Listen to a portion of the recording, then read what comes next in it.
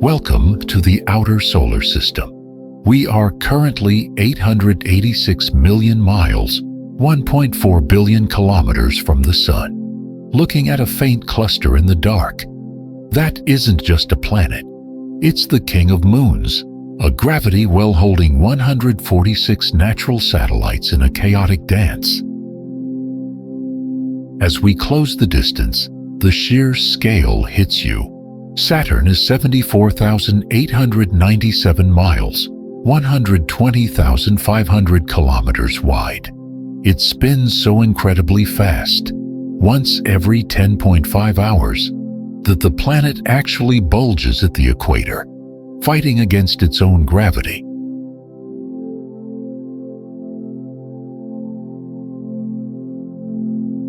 Those golden bands might look like peaceful silk, but don't be fooled.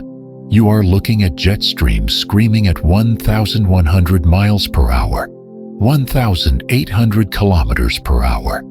That is 5 times stronger than the most violent hurricane ever recorded on Earth.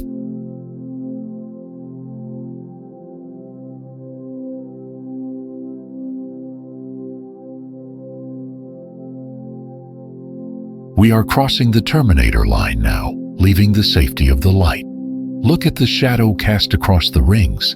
With an axial tilt of 26.7 degrees, winter on this world lasts for 7 long Earth years.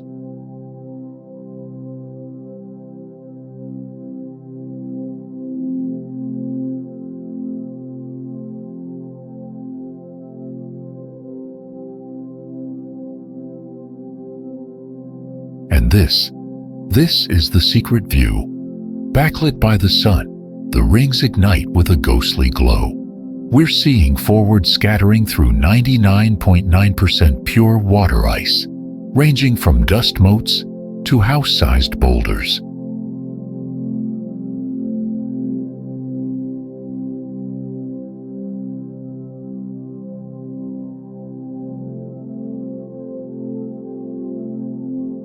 From this high angle, we can analyze the architecture.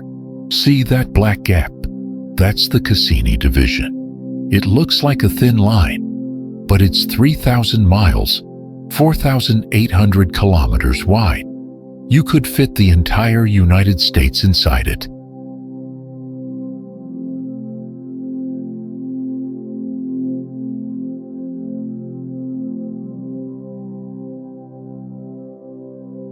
We are diving in. This system spans a massive 175,000 miles, 282,000 kilometers in width. It looks solid from afar, but it's actually a fluid ocean of ice particles, all orbiting at nearly 40,000 miles per hour, 64,000 kilometers per hour.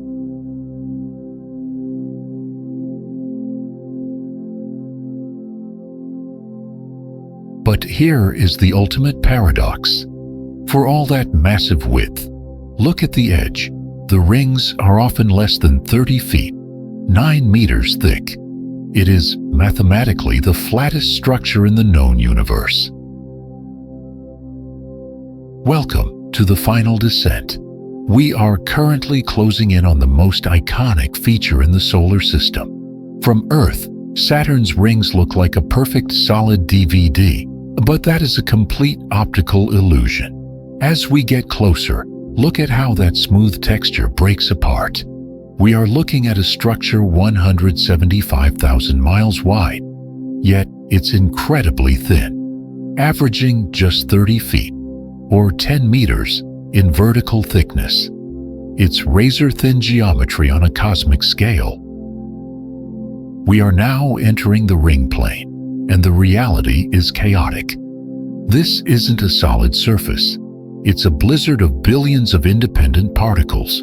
You're looking at chunks of ice ranging from tiny grains of dust to boulders the size of a house, about 30 feet across. And they don't clump together because of Kepler's laws. The particles closer to Saturn are moving faster than the ones further out, creating a shearing effect that tears any potential moon apart. Look at the sheer density here. If you were in a spacecraft, you'd be hearing thousands of impacts per second. These rocks are 99.9% pure water ice, which is why they are so reflective.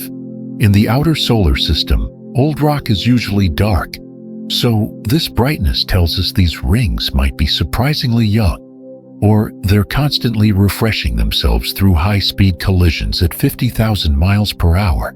As we pan right, you see the curvature of the rings against the massive beige backdrop of Saturn itself. The planet's gravity is the dictator here. We are witnessing the Roche limit in action, the invisible line where tidal forces are so strong that they rip apart any moon that gets too close, keeping this debris field locked in an eternal fragmented orbit around a planet 75,000 miles wide. Drifting past us now are the heavyweights of the ring system. Some of these embedded boulders can be up to a mile wide. Astronomers call them moonlets, or shepherd moons, because their gravity actually helps clear gaps and keep the ring edges sharp. They are essentially transferring their orbital energy to the dust, herding the system into the orderly bands we see from our telescopes.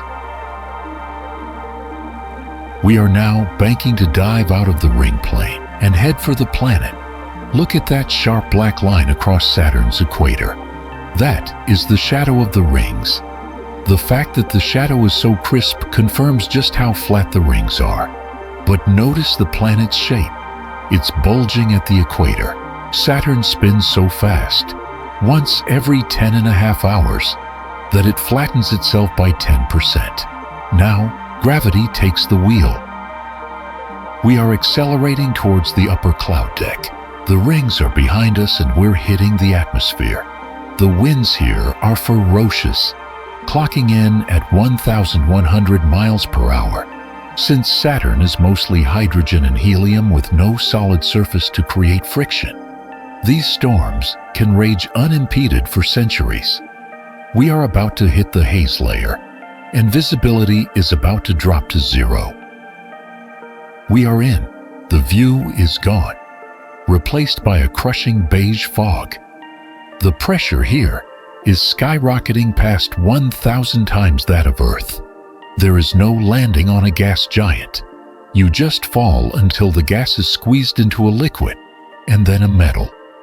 We have entered a supercritical fluid, a place where the sky seamlessly becomes a crushing ocean. This is the end of the line.